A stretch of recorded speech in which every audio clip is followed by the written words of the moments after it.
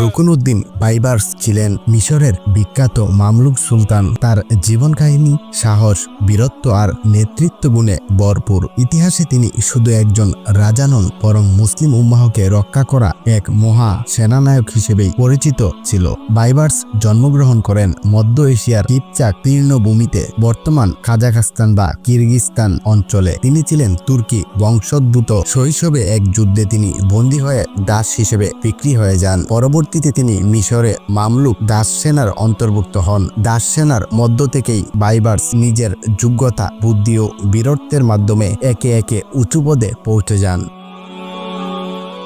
তরুণে Bieber's অসাধারণ তলোয়ার চালনা, ঘোড়সাওয়ারি ও কৌশলগত বুদ্ধিমত্তার জন্য পরিচিত হন। বিশেষ করে 1260 খ্রিস্টাব্দে আইন জালুতের ঐতিহাসিক যুদ্ধে তার অবদান ছিল অন্যান্য। মঙ্গলরা যখন পুরো ইসলামী দুনিয়ার জন্য ভয়াবহ হুমকি হয়ে উঠেছিল, তারা বাগদাদ ধ্বংস করে দিয়েছে, সিরিয়া ও শেম অঞ্চল দখল করেছে, মুসলমানদের হৃদয়ে তখন ভয়ের কালো ছায়া। এই সংকটময় মুহূর্তে মামলুক বাহিনী, যার অন্যতম প্রধান সেনাপতি ছিলেন বাইবার্স, সাহসিকতার সঙ্গে মঙ্গলদের মোকাবিলা করে আইন জালুতের যুদ্ধে মুসলিম বাহিনী মঙ্গলদের প্রথমবার পরাজিত করে। আর এ বিজয়ে বাইবার্সের নেতৃত্ব ছিল নির্ণায়ক।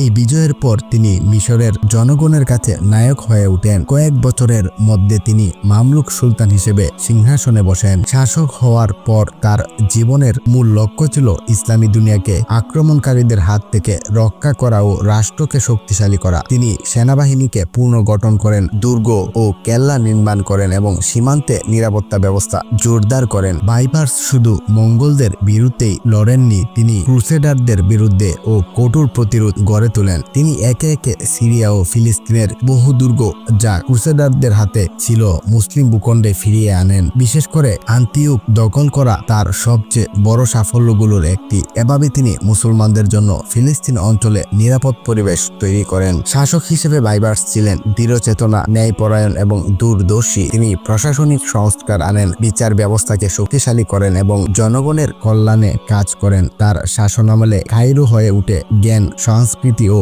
ইসলামী সভ্যতার একটি গুরুত্বপূর্ণ কেন্দ্র। বাইবার্স মাদ্রাসা, মসজিদ, খানকা নির্মাণে বিশেষ মনোযোগ দেন। তার চরিত্রের একটি যেমন কঠোরতা ছিল, অন্যদিকে ছিল দয়া ও দায়িত্ববোধ। শত্রুদের ক্ষেত্রে তিনি ছিলেন নির্ভীক, কিন্তু প্রজাদের প্রতি ছিলেন দয়ালু। এজন্য তাকে মানুষ শুধু একজন সেনানায়ক হিসেবে নয়, একজন আদর্শ শাসক হিসেবেও স্মরণ করে।